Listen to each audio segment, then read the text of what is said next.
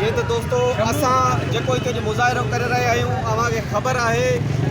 असां मेहरान यूनिवर्सिटी जा मुलाज़िम कॾहिं बि पंहिंजे इदारनि जे ख़िलाफ़ एहतजाज कोन कंदा आहियूं, लेकिन असांजे हाणोके वाइस चांसलर ऐं हाणोके डायरेक्टर फिनांस असांखे मजबूर कयो आहे त रमज़ान शरीफ़ जे महीने में ही सभनि जी तादाद में हींअर ॾिसो जेके मुलाज़िम कोटड़ी खां हैदराबाद खां ऐं ॿियनि ॿियनि इलाइक़नि खां हू वीचारा बंद करे रमज़ान शरीफ़ जे महीने में निकिरण उस में रोड ते बीठा आहिनि त पोइ पंहिंजी ख़ुशी सां कोन बीठा आहिनि। हीअ सिर्फ़ु इन लाइ बीठा आहिनि जो हिननि जो हक़ु हिननि खे ॾियण खां जवाबु ॾिनो वियो आहे। लीव इनकेशमेंट जेको हिन जो बुनियादी हक़ु आहे, हिन जो कानूनी हक़ु आहे,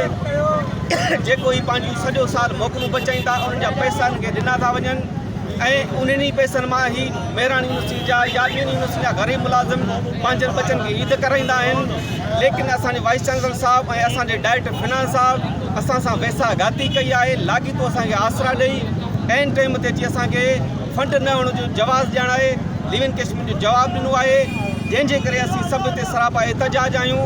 ऐं ही असांजा मसइला हल न थिया त इंशाअल्लाह सुभाणे बि हिते एहतजाज कयो वेंदो ऐं सिंध यूनिवर्सिटी जा मुलाज़िम हिते असां सां गॾु आहिनि। ॿियनि यूनिवर्सिटी जा लियाकत यूनिवर्सिटी जा मुलाज़िम हिते असां सां गॾु आहिनि। इंशाअल्लाह अगरि ही सुभाणे ताईं असांजो मसइलो हल न थियो त सुभाणे बि हिते एहतजाज कयो वेंदो ऐं सूमर वारे ॾींहुं पॉइंट बसूं जीअं ईंदियूं त असां सभु पॉइंट बसूं आहे उते पंहिंजे एडमिन ब्लॉक ते हली धरणो हणंदासीं ऐं जेसीं ताईं असांजो मसइलो हल न थींदो ग़रीब औरत उतां कोन उथंदा। असीं पंहिंजो हक़ु वठणु ॼाणूं था, ही को बि असां ते महिरबानी कोन पई कई वञे, हीउ असांजो हक़ु आहे। असां CM सिंध खां मुतालबो करे था कयूं साईं अव्हां अहिड़ी पार्टीअ सां तालुक़ु था रखो जेका मज़दूर जी पार्टी आहे, जेका ग़रीबनि जी पार्टी आहे। अव्हां हिन मसइले जो नोटिस वठो, मामले जो नोटिस वठो ऐं हज़ारे